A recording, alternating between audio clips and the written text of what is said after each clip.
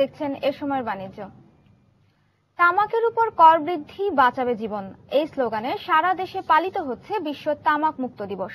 এ উপলক্ষে রাজধানীতে সচেতনতামূলক র্যালি এবং মানববন্ধন কর্মসূচি অনুষ্ঠিত হয়।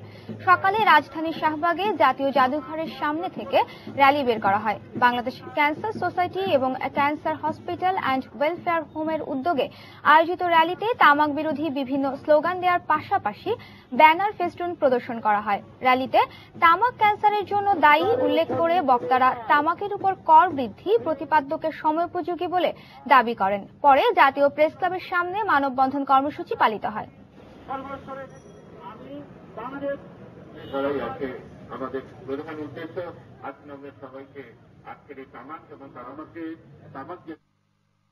এবারে বিশ্ব তামাক মুক্ত দিবস উপলক্ষে সময়ের বিশেষ রিপোর্ট। বিশ্ব স্বাস্থ্য সংস্থার হিসেবে তামাকের কারণে প্রতি বছর দেশে ২৫০০ কোটি টাকার বেশি আর্থিক ক্ষতি হচ্ছে। বিশেষজ্ঞরা বলছেন, তামাকের ব্যবহার কমিয়ে এনে এ ব্যয়ের একটি বড় অংশই সাশ্রয় করা সম্ভব। আর তামাকজাত পণ্যের উপর অতি উচ্চ হারে কর আরোপ করে তামাকের ব্যবহার কমানোর পাশাপাশি রাজস্ব আয় বাড়ানো সম্ভব। তাহসিনা জেসি রিপোর্ট। বিভিন্ন গবেষণায় দেখা গেছে, তামাক সেবনের কারণে বিভিন্ন রোগে আক্রান্ত হয়ে প্রতি বছর মারা যাচ্ছে প্রায় ৫৭,০০০ মানুষ। ৪ লাখ মানুষ পঙ্গুত্ব বরণ করছেন, এমনকি পরোক্ষ অসুখে ভুগছেন অনেকে। কারণ অন্যান্য দেশের তুলনায় বাংলাদেশে তামাকের বাজার অনেক সস্তা হওয়ায় আইন করেও এর ব্যবহার নিয়ন্ত্রণ করা সম্ভব হচ্ছে না। প্রতি বছর বাজেটের আগে বিড়ি শিল্প মালিকেরা দাবি করেন, কর বাড়লে এই শিল্পে জড়িত ২৫ লাখের বেশি শ্রমিকের কর্মসংস্থান হুমকির মুখে পড়বে। তবে তাদের এই পরিসংখ্যান সম্পূর্ণ ভুল বলে জানিয়েছেন তামাক বিরোধীরা।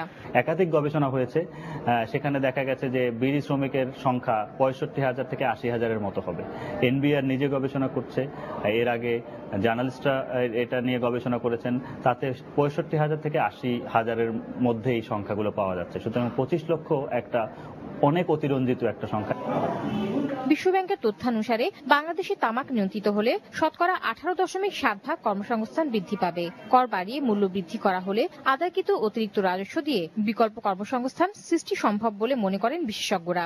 পৃথিবীর বেশ কিছু দেশেই আছে টোবাকো কন্ট্রোল করে ট্যাক্স বাড়িয়ে মানুষের কর্মসংস্থান বাড়ানো হয়েছে। পরটাকে এমনভাবে নির্ধারণ করতে হবে যাতে দামটা একটা অনেক উঁচুতে চলে যায়, যাতে অনেকেই ক্রয় করতে না পারে।